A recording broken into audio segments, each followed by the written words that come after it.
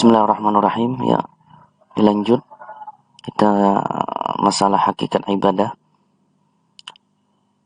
Hakikat ibadah itu adalah bentuk syukur kita atau seorang hamba kepada Sang Khalik, yaitu Allah Subhanahu wa taala. Saat ibadah bisa menjadi perisainya, seorang yang menunaikan kewajibannya dan juga menambahnya dengan ibadah-ibadah sunnah itu akan bermuara kepada kecintaan Allah. Allah cinta kepada seseorang tersebut dan seseorang tersebut cinta kepada Allah. Ketika ia sudah mendapatkan cinta Allah, seluruh aktivitasnya yang ia jalani itu adalah restu dan ridha dari Allah Subhanahu wa taala. Firman Allah Subhanahu wa taala surah An-Nahl surah yang ke-16 ayat 18. Dan jika kamu menghitung-hitung nikmat Allah, niscaya kamu tak dapat menghitungnya karena banyaknya itu. Sesungguhnya Allah benar-benar Maha Penyayang. An-Nahl surah ke-16 ayat 18. Sebagaimana firman Allah dalam hadis qudsi juga, tidaklah seorang hambaku mendekatkan diri kepadaku dengan sesuatu yang lebih aku senangi daripada melaksanakan apa yang aku fardukan atasnya. Jadi dalam hadis qudsi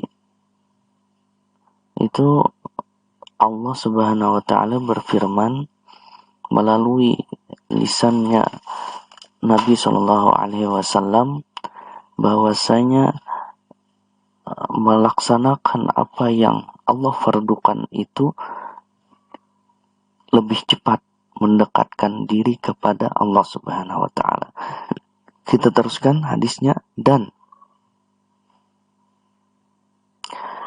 tidak pula hambaku senantiasa mendekatkan diri dengan melakukan amalan-amalan sunnah sehingga aku mencintainya. Jadi mendekatkan diri kepada Allah itu dengan yang fardu, terus mendekatkan diri dengan melakukan amalan-amalan sunnah itu akan mendapatkan cintanya Allah. Kita teruskan lagi. Dan bila aku mencintainya, jadilah aku telinganya yang ia gunakan untuk mendengar. Artinya apa? Tidaklah dia mendengar sesuatu yang haram, kecuali kalau dia mendengar yang haram itu langsung taubat kepada Allah.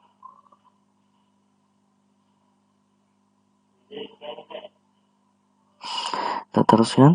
Matanya yang ia gunakan untuk melihat.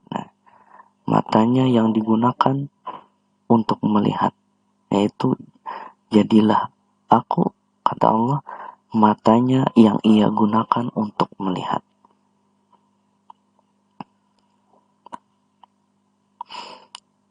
Sama orang yang melihat yang haram langsung dia taubat kepada Allah. Kalaunya dia melihat yang haram. Tapi ini sudah kalaunya mengerjakan yang fardu, mengerjakan yang sunnah, itu insya Allah itu dijaga oleh Allah Subhanahu wa taala. Tangannya yang dengannya ia memegang dan kakinya yang dengannya ia berjalan. Apabila ia memohon kepadaku, maka pasti aku kabulkan permohonannya. Apabila ia meminta perlindungan kepadaku, maka pasti ia kulindungi. Hadis riwayat Bukhari dan Muslim. Jadi mereka yang mendapatkan cintanya Allah Subhanahu wa taala juga diistilahkan dengan wali Allah. Jadi kalaunya wali Allah itu pasti mahfuz. Kalaunya Nabi itu ma'sum.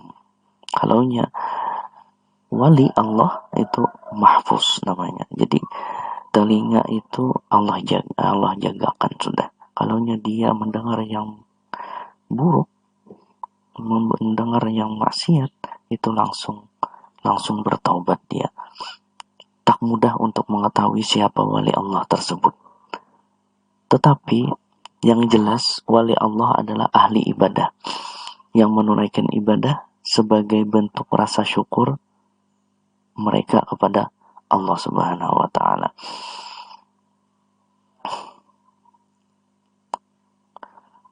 Sekian, mungkin ada pertanyaan.